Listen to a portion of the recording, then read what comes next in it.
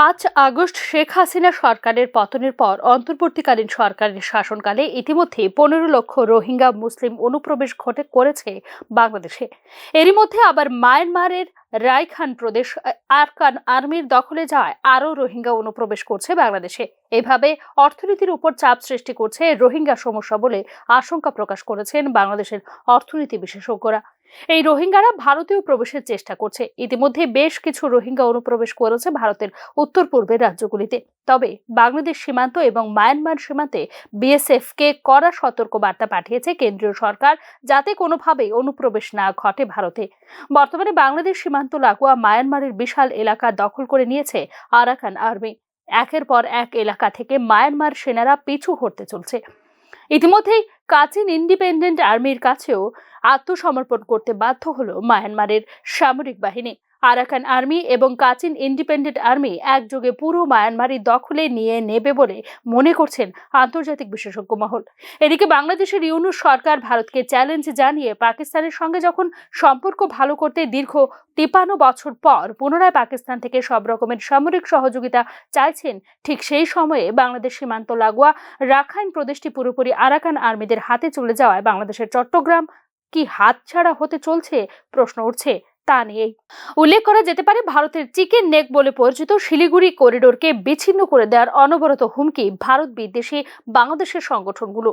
কিন্তু বর্তমানে যে সমস্যার সৃষ্টি হয়েছে এবং আরাকান আর্মির সাথে ভারতের যে এক সহযোগিতামূলক সম্পর্ক বিদ্যমান রয়েছে, এতে করে বাংলাদেশকে বাদ দিয়ে ভারতের উত্তর পূর্বের রাজ্য মিজোরাম পর্যন্ত জলপথে যাতায়াত ও পণ্য পরিবহন সহজ হবে অনেকটাই। এই বিষয়ে প্রয়োজনীয় পদক্ষেপ অনেক আগে থেকেই নেওয়া হলেও এখনো তা চালু করতে শুধু সময়ের অপেক্ষা বলে মনে করেন কূটনীতিবিদরা। ৫ আগস্ট অভ্যুত্থানের পর বাংলাদেশের অন্তর্বর্তীকালীন সরকারের প্রধান উপদেষ্টার দায়িত্ব পাওয়ার পর থেকে বাংলাদেশকে আবার পূর্ব পাকিস্তান তৈরি করার জন্য উঠে পড়ে লেগেছেন বলে অভিযোগ উঠছে বাংলাদেশের অন্তর্বর্তীকালীন সরকারের প্রধান মোহাম্মদ ইউনূসের বিরুদ্ধে। এই মুহূর্তে বাংলাদেশের অন্তর্বর্তীকালীন সরকার বিশেষ একটি রাষ্ট্রের এজেন্ট হিসেবে কাজ করছে বলে মনে করছেন আন্তর্জাতিক বিশেষজ্ঞ মহল।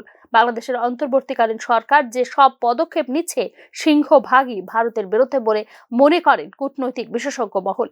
একদিকে প্রশাসন চালাতে ব্যর্থ ডক্টর ইউনূস এখন শুধুমাত্র ভারত বিরোধী অবস্থান নিয়ে শাসন ব্যবস্থা টিকিয়ে থাকতে চাইছেন। অপরদিকে এবার নিজের দেশেই রাজনৈতিক এবং অর্থনৈতিক দিক থেকে কোণঠাসা হতে চলেছে বাংলাদেশের অন্তর্বর্তীকালীন সরকার।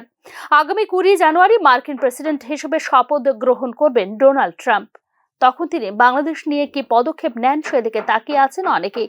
ক্রমাগত ভারত বিরোধী প্রচার বাংলাদেশ থেকে করা সত্ত্বেও ভারত কিন্তু চাল, সবজি ইত্যাদি প্রয়োজনীয় পণ্য রপ্তানি জারি রেখেছে বাংলাদেশের জনগণের যাতে খাদ্যপণ্য সহ নিত্য প্রয়োজনীয় পণ্যের জন্য কষ্ট না হয়, সেই মানসিকতা থেকে ভারত বিভিন্ন দ্রব্য সামগ্রী রপ্তানি অব্যাহত রেখেছে বাংলাদেশে। তবে পাকিস্তানের মতো একটা ভঙ্গুর অর্থনীতি ও অস্থির দেশের সাথে সম্পর্ক রেখে বাংলাদেশকেও কি অর্থনৈতিক দিক থেকে পরোক্ষ দুর্বল করে দিচ্ছেন ইউনূস সাহেব, তা নিয়ে প্রশ্ন তুলছেন বাংলাদেশের বুদ্ধিজীবীরা।